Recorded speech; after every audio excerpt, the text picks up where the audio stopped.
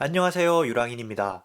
라이브 방송을 하면 꼭 들어오는 질문 중에 하나였던 SSD 캐시에 대해서 이야기해 보겠습니다. 컴퓨터 또는 휴대폰에서 우리가 NAS로 파일을 복사하면 파일이 네트워크를 통해 NAS로 전송됩니다. 그리고 NAS의 메모리에 일단 캐싱을 해둡니다. 그 후에 메모리의 내용을 하드디스크로 내려서 기록합니다. 실제로 우리가 파일을 복사해 보면 처음에 최대 속도가 나왔다가 시간이 지나면 속도가 훅 떨어지는 현상이 발생합니다.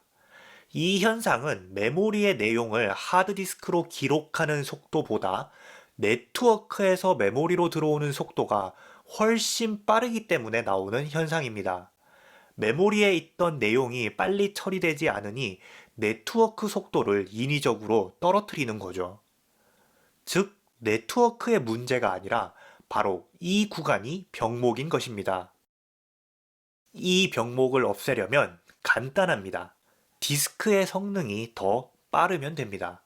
그래서 SSD 캐시를 추가하죠. 이렇게 하면 메모리에서 SSD로 옮겨지고 다시 SSD에서 하드디스크로 옮겨서 최종적으로 저장하는 구조가 됩니다. 제가 10기가의 파일을 복사했다고 합시다. 그럼 SSD 캐시에 10기가의 파일이 들어갈 겁니다. 그리고 복사가 끝나자마자 NAS를 종료해버리면 어떻게 될까요? 데이터는 SSD 캐시에만 남아있고 아직 하드디스크에 기록되지 않은 상태입니다. 이 상황에서 전원 껐다고 SSD 캐시 제거하면 대참사가 일어나겠죠? 그래서 SSD 캐시는 장착은 쉽지만 함부로 제거를 하면 안 됩니다. 반드시 캐시 플러싱을 해야 하는데 이렇게 소프트웨어적으로 제거해 준 후에 물리적으로 제거해야 합니다. 그럼 SSD 캐시를 사용하는 도중에 SSD가 고장나면 어떻게 될까요? 역시나 데이터가 소실됩니다.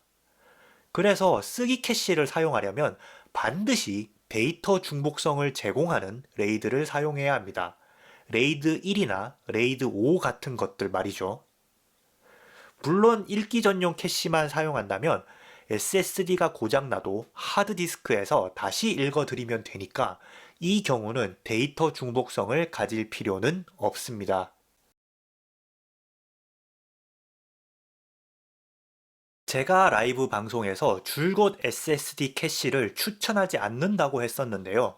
가장 큰 이유는 효과가 없기 때문입니다.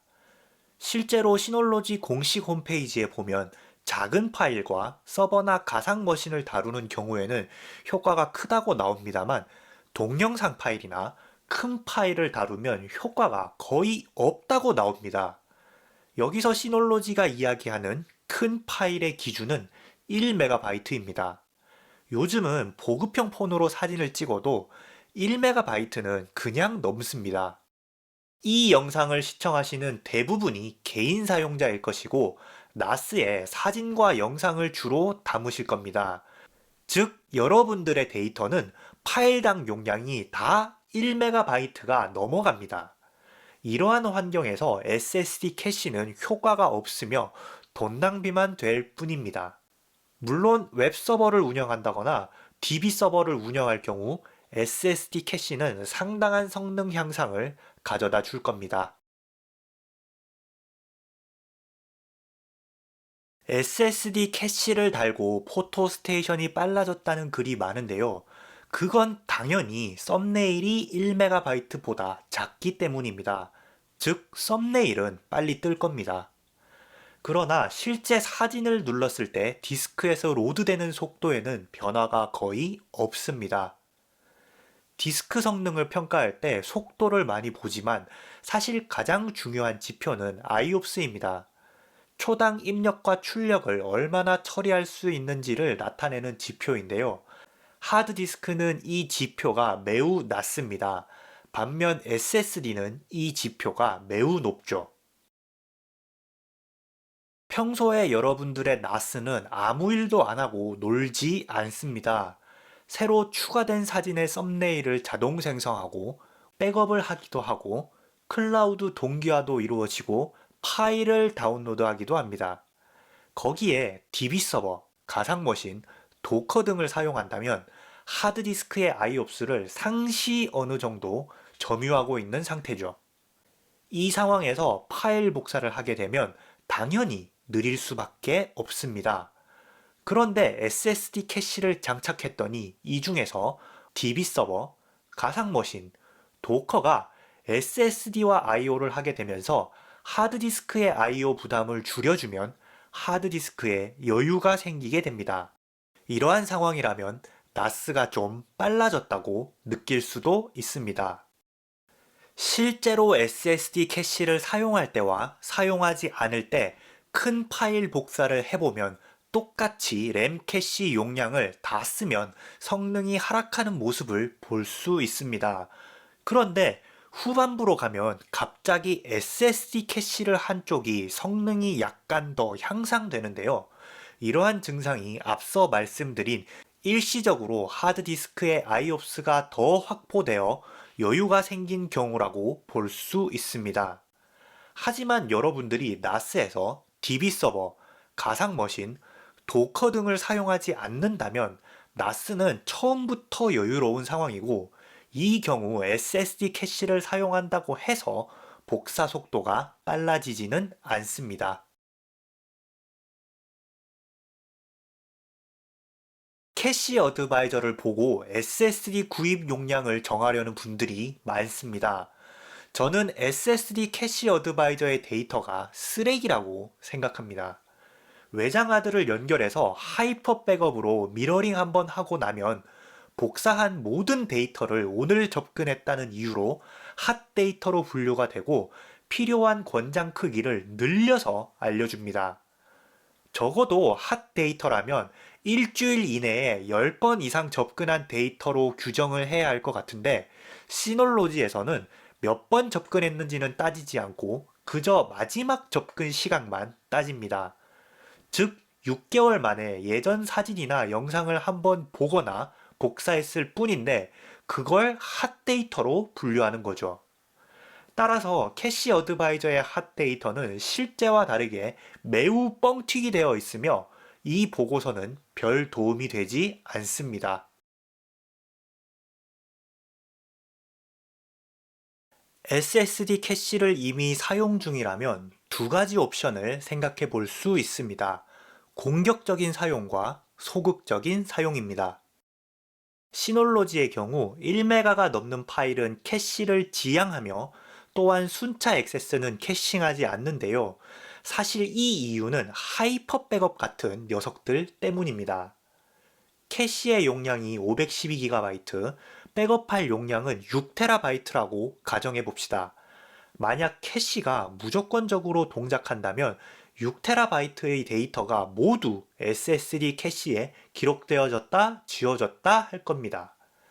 반면에 순차 액세스를 캐싱하지 않고 작은 파일만 캐싱한다면 SSD 캐시를 얼마 사용하지 않을 겁니다. 즉 이러한 제한사항은 SSD의 수명 문제, 그리고 백업만 하고 나면 기존 캐시가 다 없어지고 백업한 파일만 SSD에 남아서 다시 핫 데이터에 접근할 때 캐싱이 되어 있지 않기 때문에 성능이 저하되는 문제를 해결하기 위한 것이죠. 그런데 이 옵션을 꺼버리면 어떻게 될까요? 순차 IO든 뭐든 몽땅 SSD를 거치게 됩니다. 즉, 복사할 때도 속도가 빨라지겠죠. 특히 SMB 멀티 채널을 할 경우에는 확실히 가치가 있습니다. 보시면 메모리 캐싱 구간을 지나서 속도가 떨어지지 않는 모습을 확인할 수 있죠. 아마 여러분들이 SSD 캐시를 샀을 때 가장 기대하는 모습일 겁니다. 다만 이렇게 사용하면 SSD 수명은 빠른 속도로 줄어듭니다. 저는 SSD 캐시는 영상과 사진을 주로 다루는 개인 사용자 분들에게는 필요하지 않다고 봅니다. SSD 캐시 살 돈 아껴서 하드디스크를 하나 더 사거나 8TB 사려고 했던 걸 차액만큼 올려서 12TB를 산다든지 아니면 치킨을 시켜 먹는 게 훨씬 이득이라고 생각됩니다. 그리고 이미 샀다면 어쩔 수 없으니 고장날 때까지 SSD 캐시를 공격적으로 사용하는 게 맞다고 봅니다. 돈 썼는데 성능 안 오르면 열받잖아요? 다만 저는 SSD 캐시를 소극적으로 사용하고 있습니다. 일단 자잘한 파일들이 많습니다. 프로그램 코드는 아무리 길어도 파일 한 개가 1MB는커녕 100KB 넘는 일이 없습니다. 게다가 도커와 VM도 사용 중이기 때문에 SSD 캐시와 순차 IO를 건너뛰는 옵션만으로도 성능과 SSD 수명 모두 잡을 수 있기 때문입니다. 즉, 여러분들과 다르게 이미 충분한 성능 향상이 있기에 공격적으로 사용할 필요가 없습니다. 지금까지 나스의 SSD 캐시에 대해 알아봤는데 어떤가요? 여러분들은 SSD 캐시 구매하실 건가요? 여러분들의 나스가 사진과 영상 저장용이라면 저는 적극적으로 말리고 싶습니다. 차라리 하드디스크에 더 투자하세요. 지금까지 유랑인이었습니다.